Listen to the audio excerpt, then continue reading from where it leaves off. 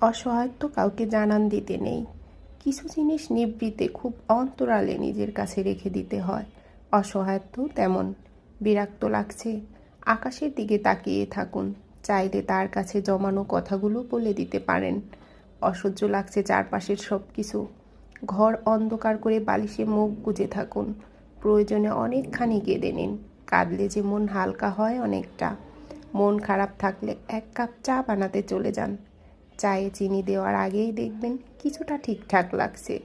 তারপর তৃপ্তি নিয়ে যখন চায়ে চুমুক দিবেন তখন একদম ফ্রেশ লাগবে। বই পড়ুন। কবিতা ভালো লাগলে আবৃত্তি করুন। গান ভালো লাগলে প্রিয় গান শুনুন। ধর্মীয় লাইন শুনুন।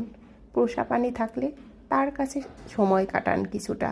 দেখবেন নিজেকে আর নিঃস্ব লাগছে না। জানেন তো, নিজের দুঃখের সময়ে অন্যের সাথে কাটানোর চাইতে নিজের সাথে কাটানোই ভালো। হয়তো সময় লাগবে, কিন্তু একটা সময় পরে দেখবেন কেমন স্বস্তি লাগছে। বলছি না মানুষের সাথে মেশা বন্ধ করে দিন।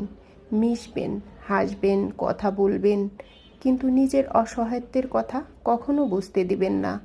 কারণ আপনার অসহায়ত্ব আপনি ছাড়া কেউ বুঝবে না, কখনোই বুঝবে না, কিংবা বুঝতেই চাইবে না। আর বুঝলেও তারা তার সুযোগ নিয়ে আপনাকেই চরমভাবে ভেঙে দেবে। হ্যাঁ, এটাই সত্যি।